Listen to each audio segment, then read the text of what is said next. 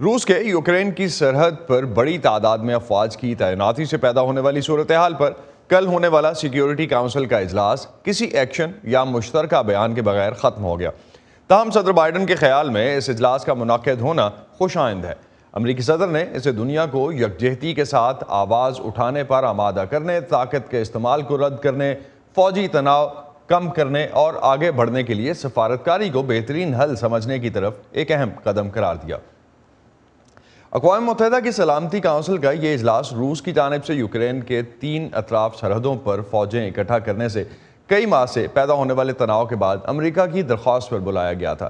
اجلاس میں امریکی سفیر نے امریکہ کے اس الزام کو دہرایا کہ روس یوکرین میں دراندازی کا ارادہ رکھتا ہے۔ تاہم روسی سفیر نے نہ صرف اس الزام کی تردید کی بلکہ امریکہ پر تنازع کو ہوا دینے کا الزام بھی عائد کیا۔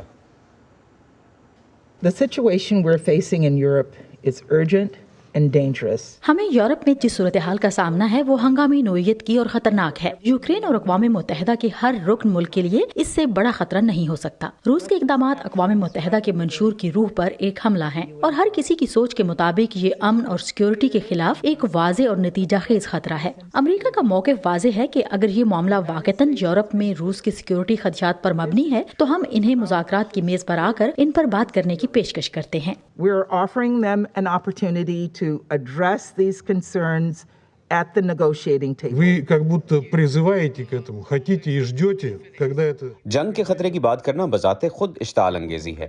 آپ تقریباً جیسے اس حملے کی اپیل کر رہے ہیں، خود چاہتے ہیں کہ ایسا عمل ہو، جیسے کہ آپ چاہتے ہوں کہ آپ کے الفاظ حقیقت میں بدل جائیں۔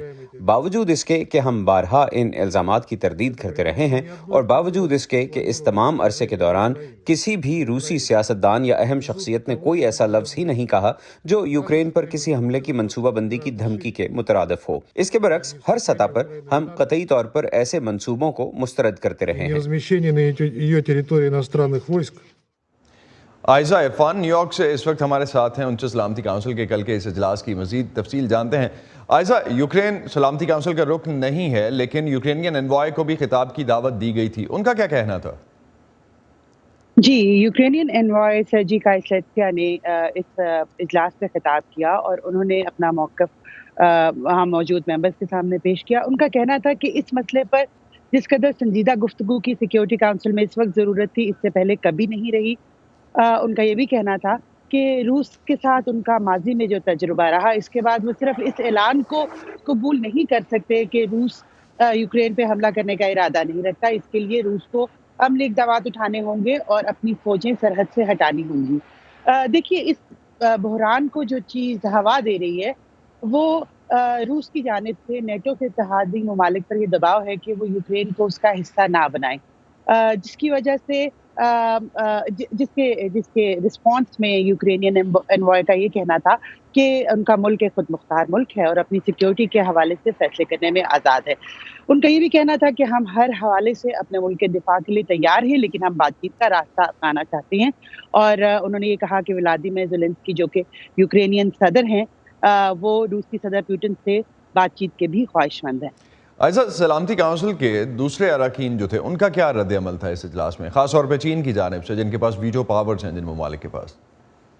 دیکھیے، چین کی جہاں تک آپ نے بات کی تو چین کا اس سارے معاملے میں جھکاؤ روس کی طرف نظر آتا ہے، جیسے کہ پروسیجر ووٹ کے ذریعے اس اجلاس کے منعقد ہونے سے پہلے جب رشیا نے اس اجلاس کو روکنے کی کوشش کی تو چین کا ووٹ رشیا کی حمایت میں تھا۔ اسی طرح کل کے اجلاس کے دوران چینی سفارتکار کا جونگ جنگ کا یہ کہنا تھا کہ اس معاملے پر خاموش سفارتکاری کی ضرورت ہے، مائکروفون ڈپلومیسی کی ضرورت نہیں۔ لیکن یورپ کے دوسرے ممالک کی جانب سے ظاہر ہے خدشات ظاہر کیے گئے۔ فرانس کے سفیر کا جیسے کہ یہ کہنا تھا کہ روسی افواج کی اس طرح کی نقل و حرکت ایک دھمکی آمیز رویہ ہے، اور اس حوالے سے ان کا یہ بھی کہنا تھا کہ اگر روس بات چیت کے اوپر آمادہ نہیں ہوتا اور عالمی قوانین کا احترام نہیں کرتا تو اسے شدید ترین رد عمل کا سامنا کرنا پڑے گا۔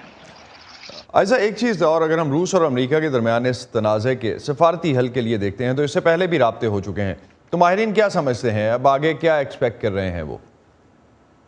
دیکھیے، جیسے کہ کل کے اجلاس کے حوالے سے آپ نے بھی پہلے ذکر کیا، کیونکہ روس جو ہے سلامتی کونسل کا ایک ایسا ممبر ہے جسے ویٹو پاور حاصل ہے، تو اس کا کوئی فوری حل اس فورم پہ تو شاید ممکن نہ ہو سکے، لیکن عالمی سطح پہ جتنے بھی سفارتکاری کی کوششیں ہیں وہ جاری ہیں پچھلے چند ہفتوں سے، اور آگے بھی کنٹینیو کر رہی ہیں، جیسے کہ امریکہ اور امریکی سیکرٹری آف اسٹیٹ بلنکن اور رشین وزیر خارجہ کے درمیان پہلے بھی ایک ملاقات ہوئی، آج بھی ایک ٹیلی فونک رابطہ متوقع ہے۔ اس کے علاوہ انگلینڈ کے پرائم منسٹر بورس جانسن جو ہیں وہ آج یوکرین کے دورے پر ہے اسی معاملے کے حل کے لیے، اور وہ یہ بھی کوشش کریں گے وہ سیٹر پیوٹن سے اس بارے میں بات کریں۔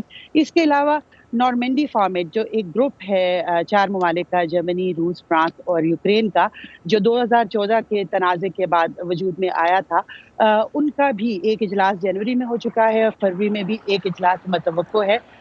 کل امریکہ کی جو سفیر ہے یونائٹڈ نیشن میں، ان کا یہ کہنا تھا کہ کل کی میٹنگ ایک موقع دینا تھا روس کو کہ وہ اپنے آپ کو اپنا نقطہ نظر واضح کر سکے، اور انہیں امید ہے کہ شاید یہ معاملات گفتگو شنید سے حل کیے جا سکیں۔